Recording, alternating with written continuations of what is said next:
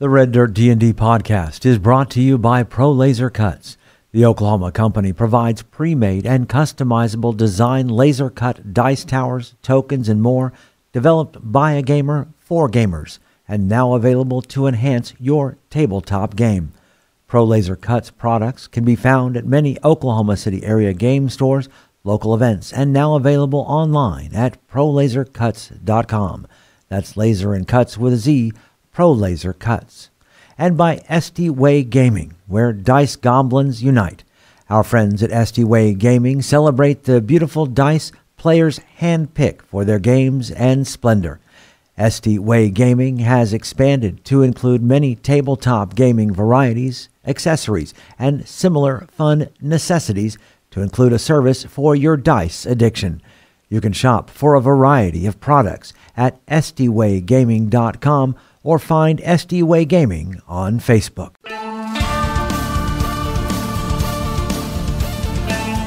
Welcome to Red Dirt D&D. I'm Michael Cross, and I play Gaz, an orc barbarian in search of adventure.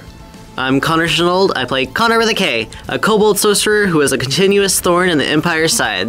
I'm Johnny Payne, and I play the half-elf roguish warlock Zonimus Dinar, who's going to take back everything he's ever lost.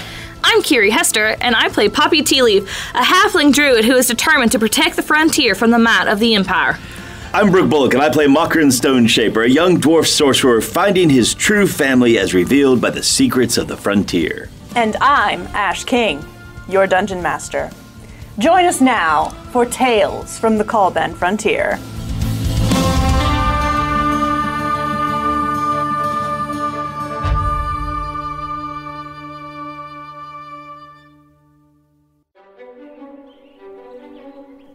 After your journey through Dark Canyon onto the Lake of Tears, you have met up with one of the other key guardians, Mighty Strom, the frost giant, who was once the keeper of the water key. He has been escorting you to the mine, the ancient source of flight crystal for the Empire, a place that he has somewhat guarded over the centuries, trying to ensure that its secrets remain hidden. You arrive just as the sun is setting, and he stops beloved the great blue mammoth and helps you all off of her back. Well, friends, do you wish to enter tonight, or will we make camp? It's not like daylight's gonna help us in the mines, if that's something to consider. It's gonna be dark in there whether it's daytime or nighttime. I agree, young Poppy. There is no reason why we should wait. However, what evils do you know of that live within the mind that only come out at night? A good question. But if you were a creature living in the mine, how would you know that it's not? Something in you. You know you can't come out while the sun's up, so you don't come out while the sun is up. Or does anything actually come out of the mine?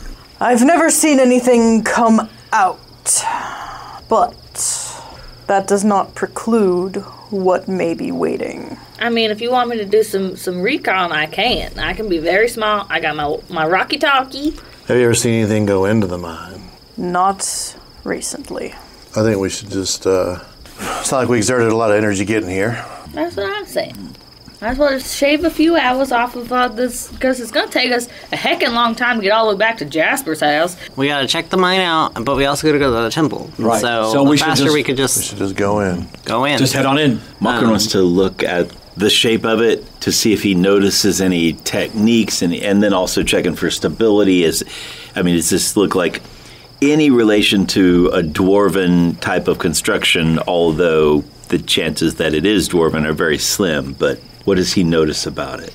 Your stone cunning, that is based off of a history roll, if I remember correctly. I think so, yep. So go ahead and give me a history, and I'll let you add your proficiency because of the stone cunning. Okay. Modified 14. With a 14, you can tell this is ancient construction, because obviously, this mine was dug 5,000 years ago. You're definitely getting a very dangerous vibe of, that dwarves build for longevity, and they build for stability and longevity. You have no real idea what the Empire would have been going for. Were they basically going for a quick, smash and grab, just get as much mineral as possible and then get out? Were they chasing these crystal veins? And therefore we're really building it up for long-term use. And even then, long-term for a dwarf, 500 years.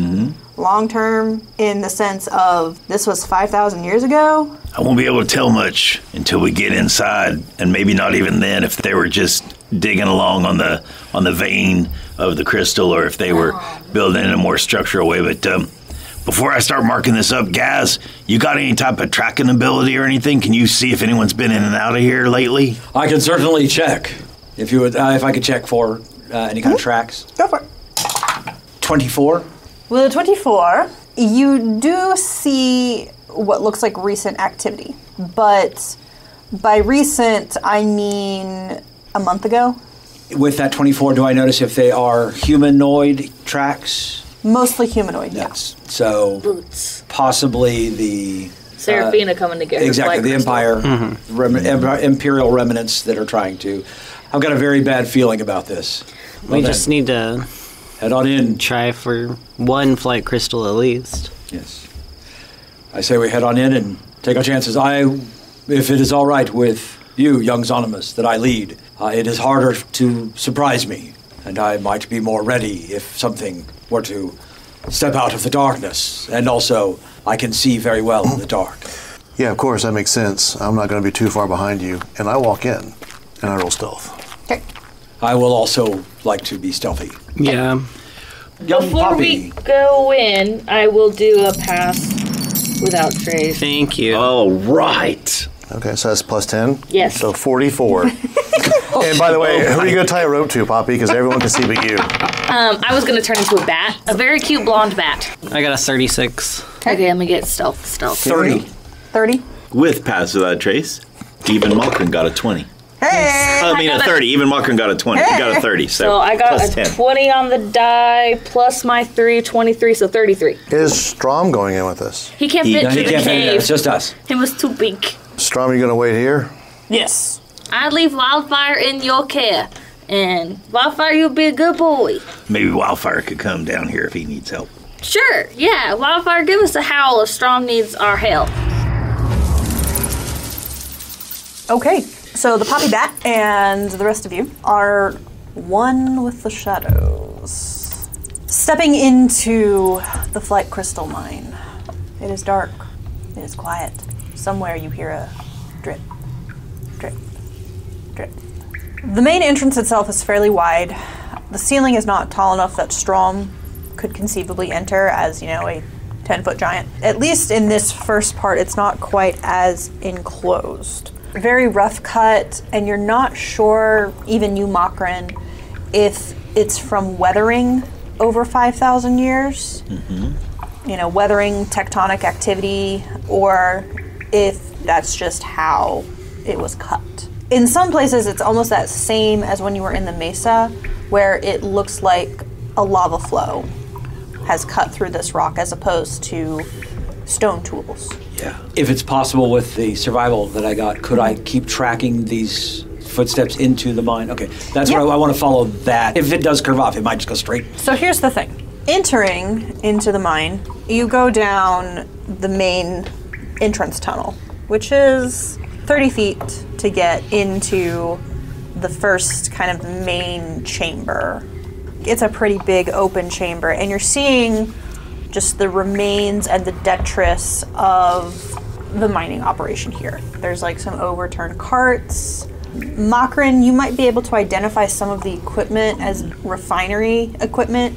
So basically this was where, when they would haul up the crystal, this is where they would process it before sending it out to be utilized.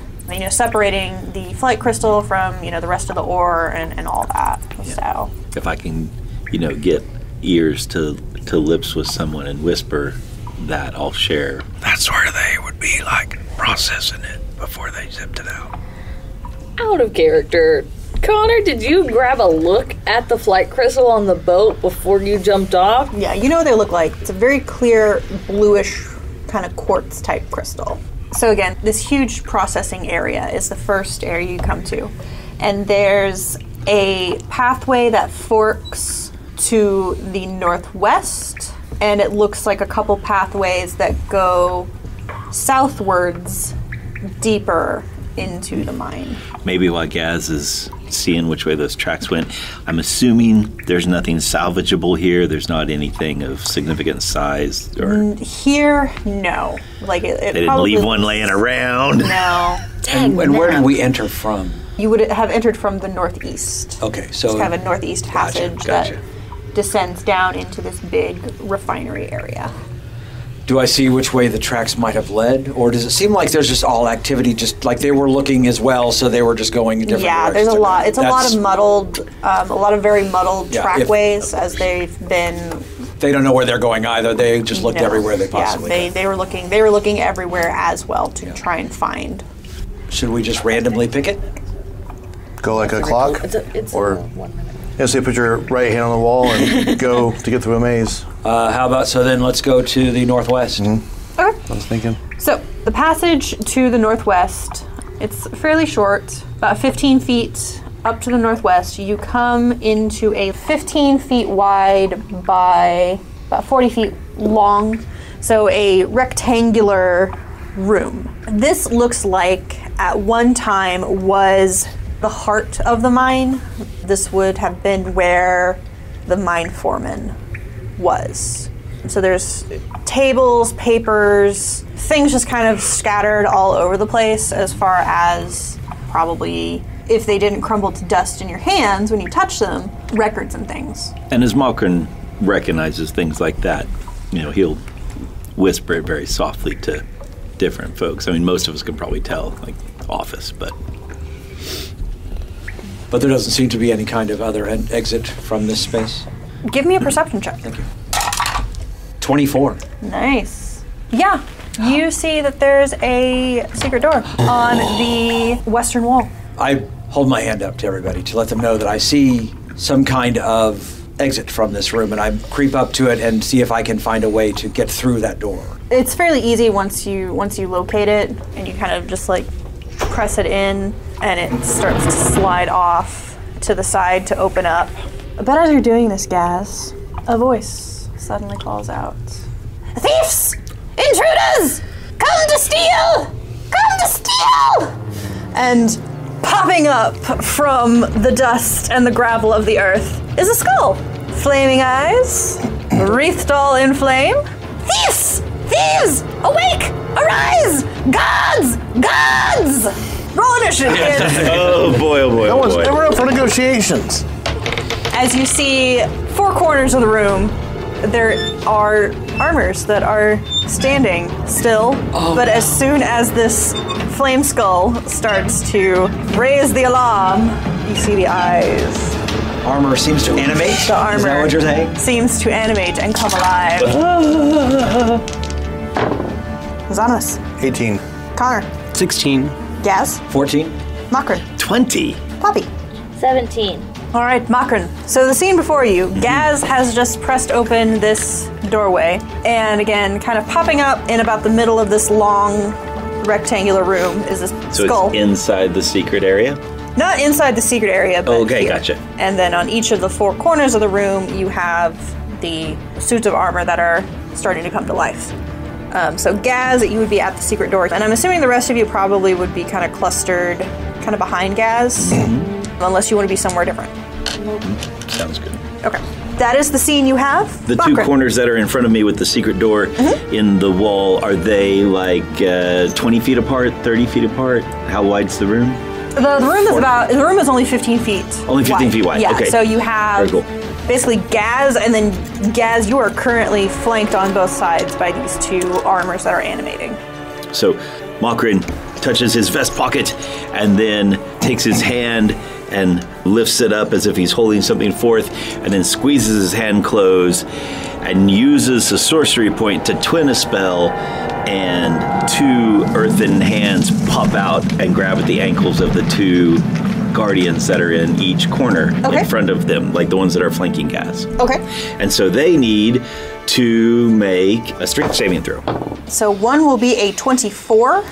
Yeah, that beats it. Yeah, the other one will be a 17. Neither one of them is restrained, but they both take 8 points of damage from the squeeze. And what type of damage is it? It is bludgeoning damage. Bludgeoning. Okay. But then they easily break free and the hands kind of crumble to dust. Is that all for you? That is all for me. I'm going to maintain concentration on it, though. Okay. Zonimus. From the shadows, the flaming head guy is going to get a playing card flicked at him. Okay.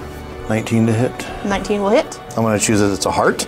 Okay. So I'm going to. It's already a sneak attack because I'm hidden. I also get to add extra sneak attack to it again. Okay. So I get a number of hit points equal to the damage I do to it. Anything in excess over my hit points becomes temporary hit points.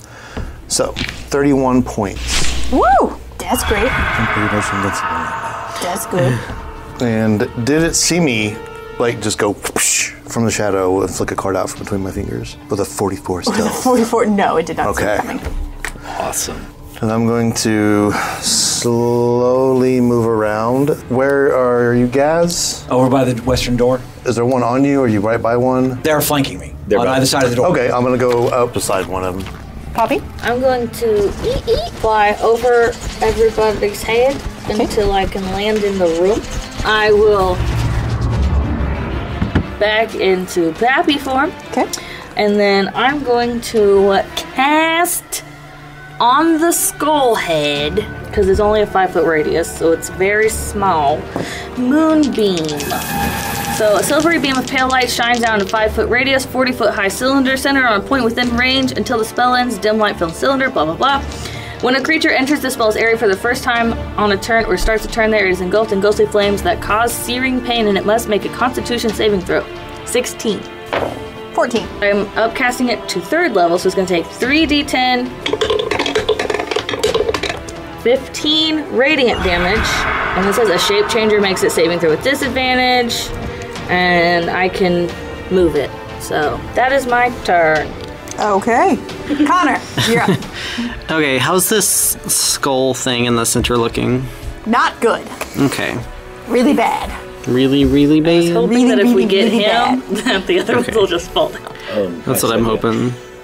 But this might change my plans. Is he bloodied? Is he past very bloodied? bloodied. Okay. I'm going to cast Confusion on the little skull guy. I need a wisdom saving throw. 10. Nope. Okay. So at the start of its turns, you can't take any reactions, and you gotta roll a d10 to see what you do.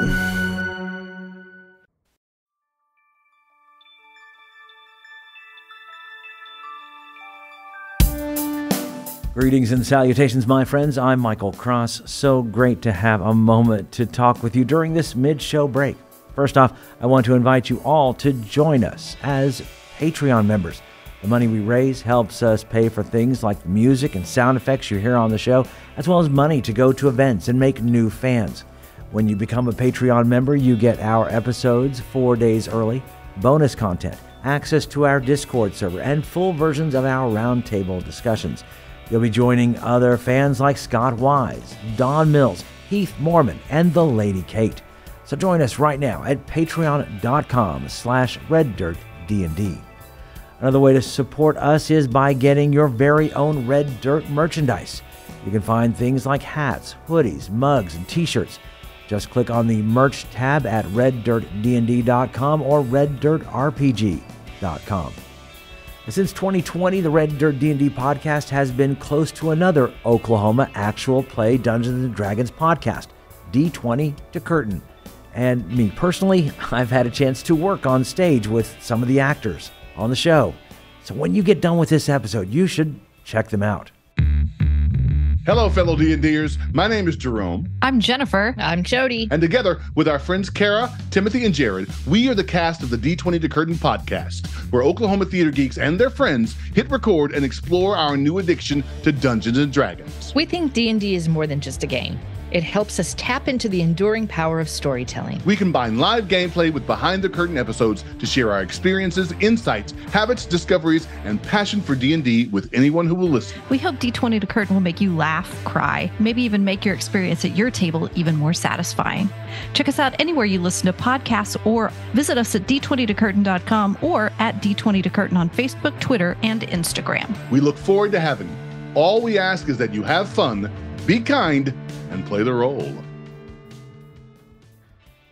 If you're looking for more content, make sure to check out our YouTube page with Mysteries of Beatrix live every Wednesday. Keys from the Golden Vault from the Red Dirt Outlaws dropping every Tuesday at noon, and Plausible Deniability every other Thursday at 7 p.m.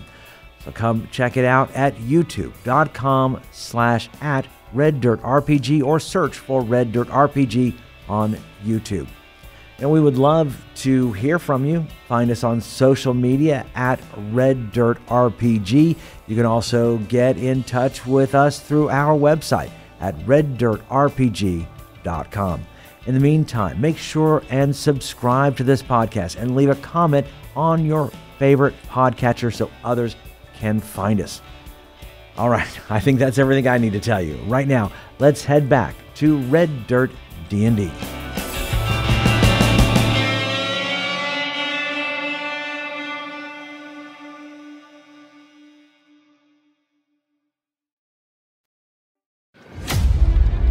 So, Konnor, you just confused my flame skull. How dareth thou? Okay, Gaz, you're up. What are you going to do? I tap into my rage and call forth my tail again. It pops out. But I have my longsword, and since I've used my bonus action to rage, I will attack just with my longsword. Multi-attack. Okay. First off, a 21 to hit for 12 points of damage. 12 points. Okay, and is your longsword magic? It is a +1. Okay. Second attack, a nat 20. Nice. Proud of you. So roll that beautiful footage. 2 and a 3. 14 points of damage. Whichever armor you want. Whichever one I want. Yep. Just pick one. Yep. And that is it for me as I am raging. One of the suits of armor looks very, very dinged up. I won't say bloody because they don't have blood, Yeah. but it's definitely dinged up. If it did have blood, you would call it bloody. So now it would be my flame skull's turn.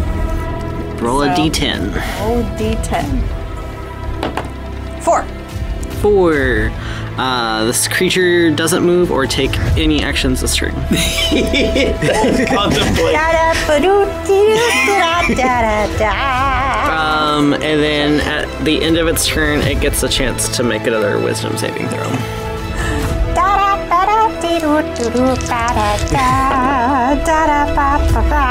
15. Nope. Still confused. Wow. What is your DC? 16. Nicely done. It says when a creature enters the spell's area for the first time on a turn, or starts its turn there. So I would read that as he has taken damage from the spell for this round, and so next round, if he is still in the same place, then he would take damage. I'm hoping that if we kill a flaming skull, that the armors will fall down. No, it needs to make a con save again. To do it again. That is a 15. That fails. I also have a 16 DC. Small squad? That's 18 radiant damage. 18. Okay. It's the only spell I have access to that is radiant damage. And I was hoping Cave seemed kind of undead-y, so I prepared it today. Okay, so as the flame skull is just hanging out in this beam of light, just da-da-dee, It's in spotlight. It's doing a show.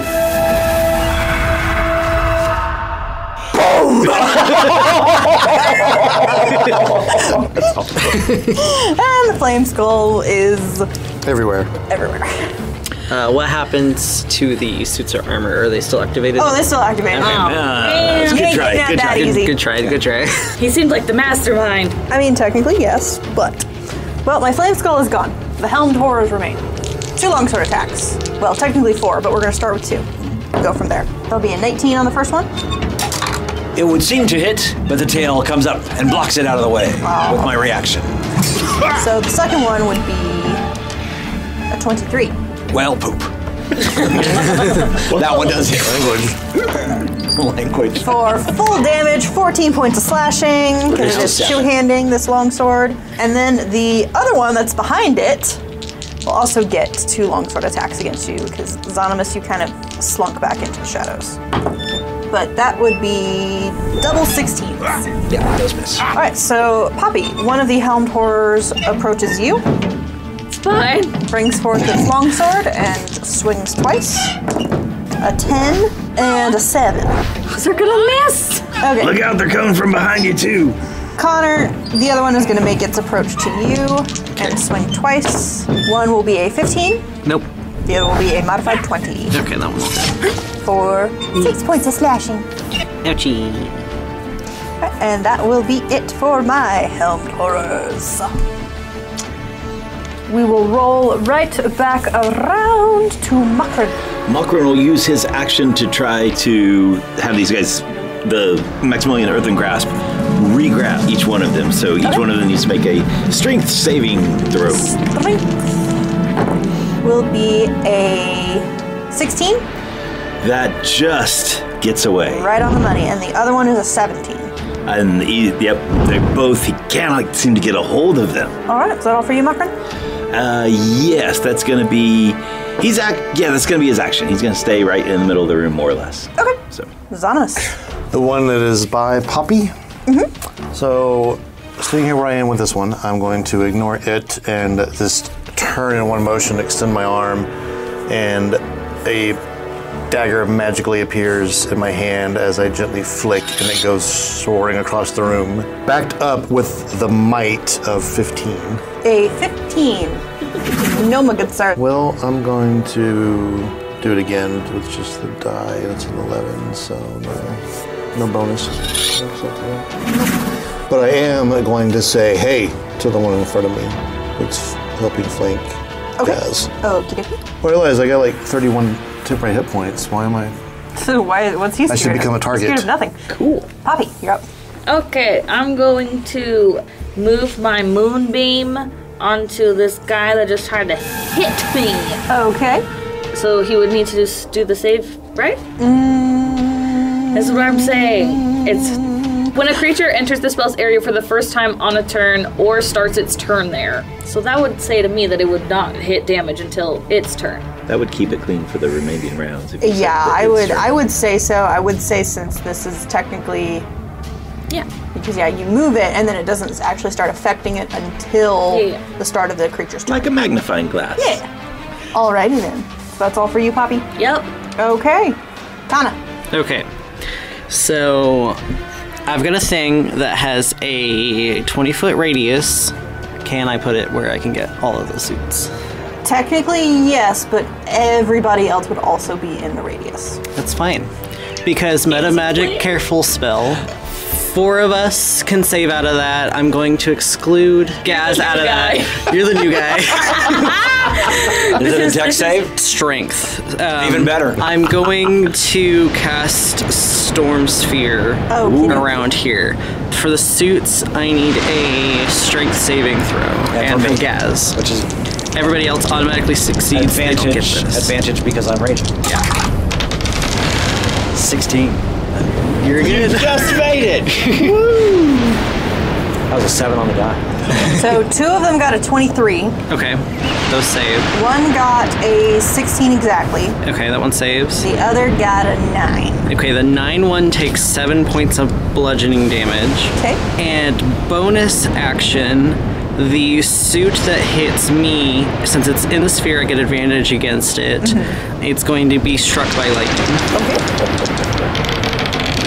And that'll be a 18 to hit. 18 will hit. 16 lightning damage. Okay. And the storm is still up. Okie dokie. Oh, and sorry guys, it is difficult to right now. That's all for you, Konnor? Yes. Yes. Gaz will first off attack with his tail twice. Recklessly, 15 to hit. 15 will not hit. Second attack, 23 to hit. Will hit. For... Are these all on the same one? Yes, the one I hit before. Okay. 9 points of damage. 9. Okay. And a bonus action with the longsword attacking +1. Nat 20. Woo! Yeah. Proud of you. 8 points of damage. 8. Slightly less proud of you. It should be. It should be a 3 and a 1. Every little bit counts. All right. Is that all for you guys? That is it for me. Okay. So these 2 helmed horrors next to you. One will, again, swing twice with the longsword. It's a 12. The other's a 13. Nope.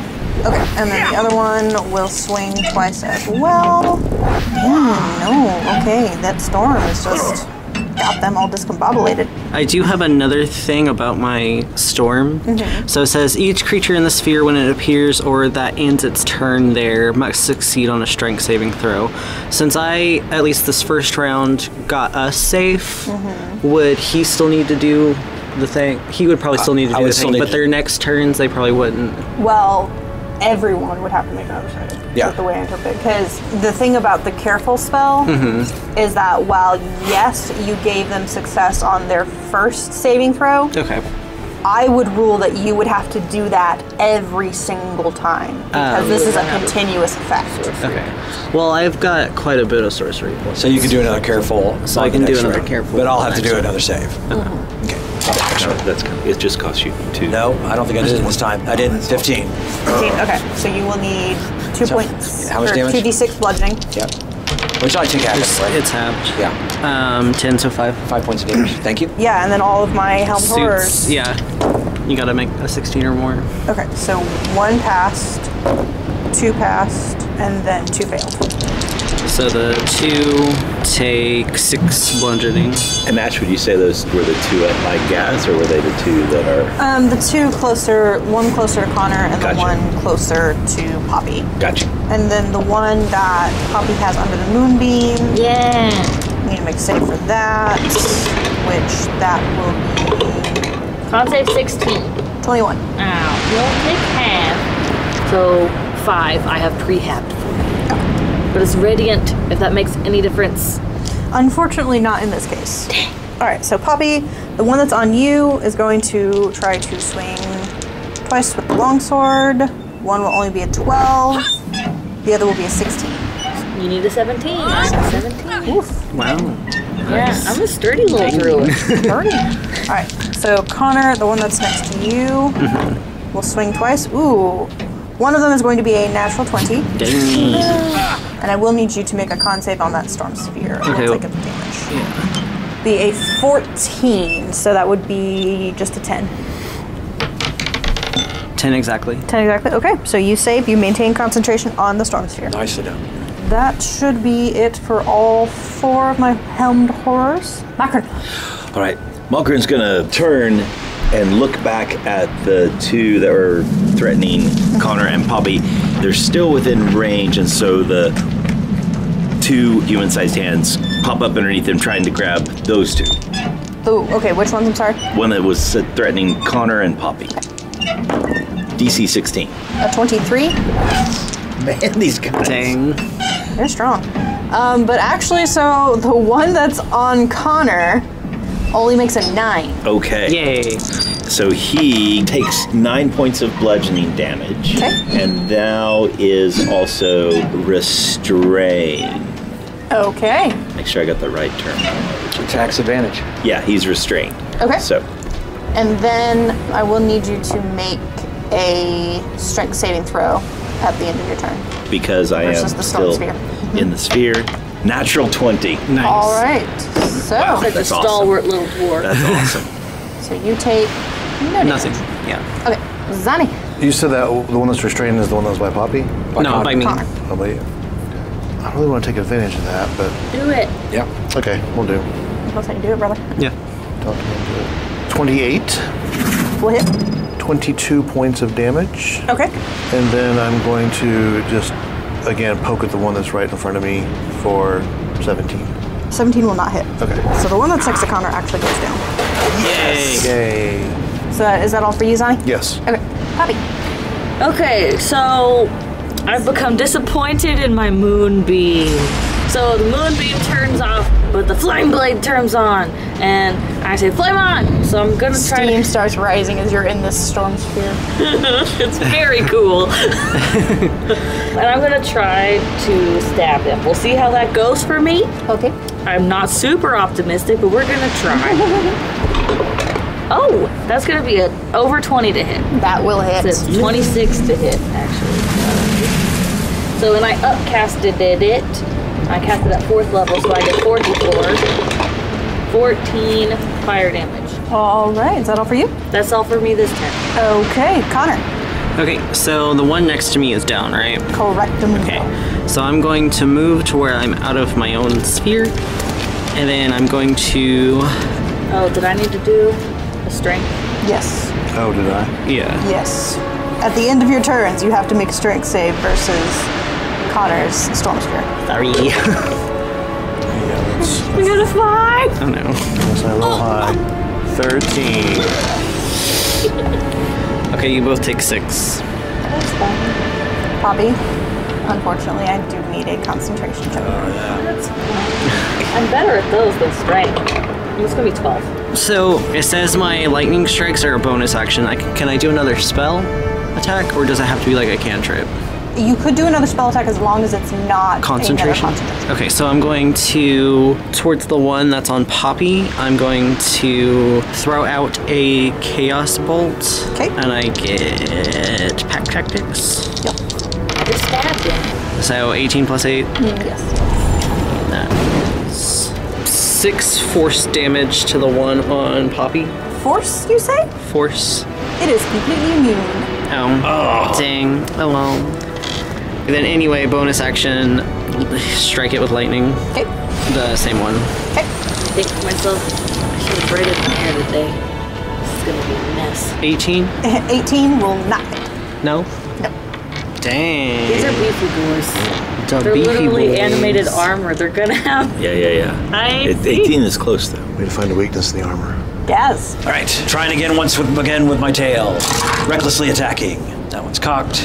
So far we're at 25, so you can get 13 points of damage. Okay, so you bring down one of the helm tours. Ah! And I turn to the second one, and I attack with a 23 to hit. Will hit. With 16 points of damage.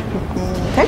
And then offhand attack with my sword with a 29 to hit. Will hit. 10 points of damage. Okay.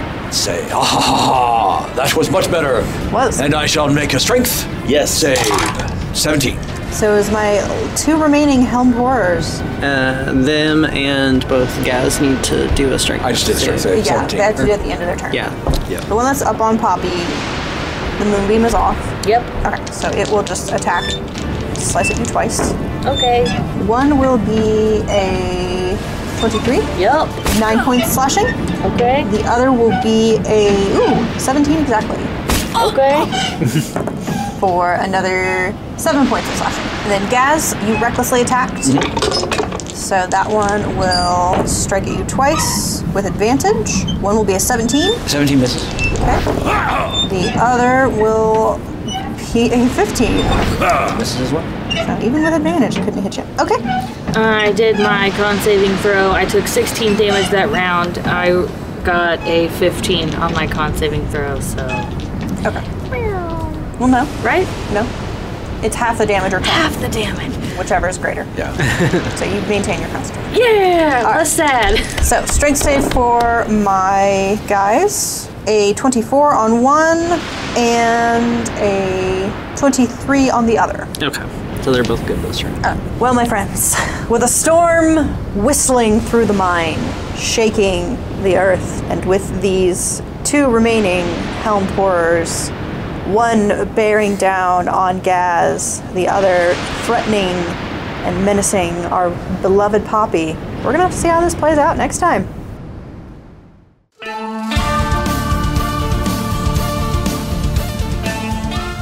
Red Dirt D&D Tales from the Caliban Frontier as Ash King as our Dungeon Master, Brooke Bullock as Mokran Stoneshaper, Johnny Payne as Zonimus Dinar, Kiri Hester as Poppy Tealeaf, Konnor Shenold as Konnor the Kobold, and I'm Michael Cross as Gaz. Special thanks to our Silver Star Paladin patron Shenanigans Unplugged. Our theme music was created by the cinemagician P.J. Castillo. Our incidental music comes from Jeffrey McBride. Our sound effects and additional music courtesy of tabletopaudio.com and Monument Studios. You can find us on Facebook, Twitter, and at reddirtdnd.com. We here at Red Dirt D&D could really use your help in getting the word out about us. If you like what you've heard, make sure and subscribe, rate us, and leave a comment. Also, tell your friends about Red Dirt D&D. You can also support the show at patreon.com/reddirtdnd. We have several giving levels to help us grow up big and strong. Join us next time as we go deeper into the Caliban frontier.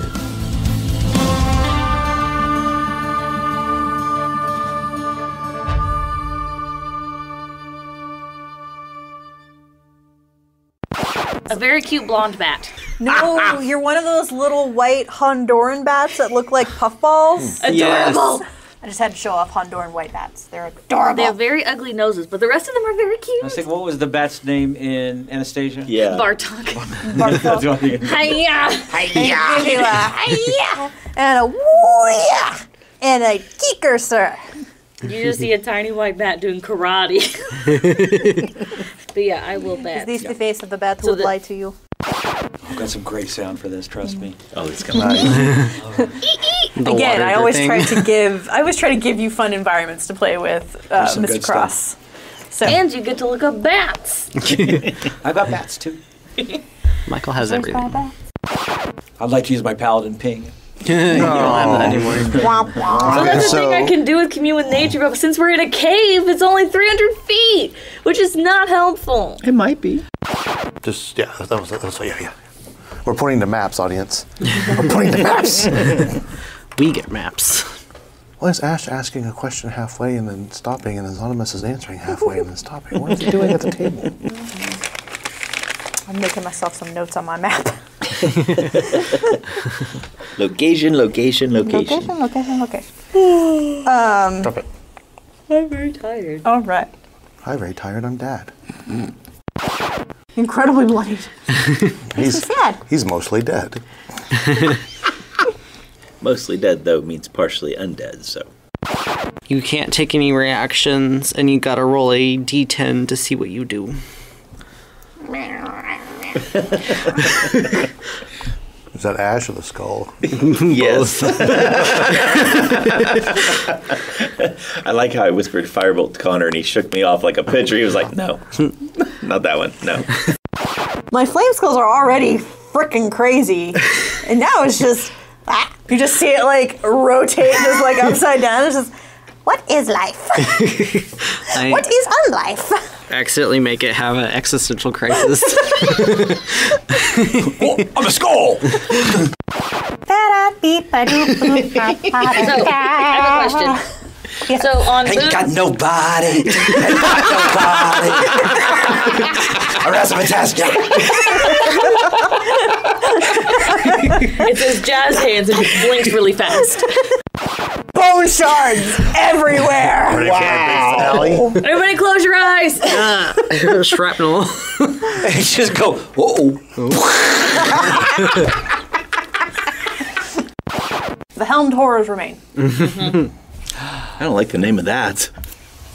Oh. All right, so Gaz, you This is far worse than I thought it was going to be. doesn't actually start affecting it until the start of the creature's turn. Like a magnifying glass. Yeah. But that's a bonus action. So I'm gonna use my regular action. Oh. The moving is just a bonus action. I'm just gonna take out. No, actually, to move it is an action. What? It is an action. I do apologize. It'll do more damage than my sword would. So I wait. You wait. Listen, this don't hurt yet, but in a minute. It's gonna start stinging. Give me real 6 bad. seconds. This'll really hurt. Hold still, I heard you. This is Connor's hazing. This is how Connor hazes the new guy. Yeah, you haven't been attacked by a member of the party yet with an AoE, so you're right. yeah. Did you use your longsword? He doesn't have one. Want a longsword? No. So I got so many like flicking daggers. Oh, and then that's going right. with this one. That's awesome. I do appreciate the Spider-Man motion of your dagger. So in the meantime, there's this storm swirling around. Yes. We're in a rainstorm inside Yeah. this mine. Just trying to figure out what the sound's going to sound like. Yeah. The floor beneath you is turning to mud. This 5,000-year-old cave. Concerned. I was just criticizing Michael for not knowing his character. I'm missing my own stuff over here. My cloak of protection, guys. I should have gotten a 6 on that strength saving throw.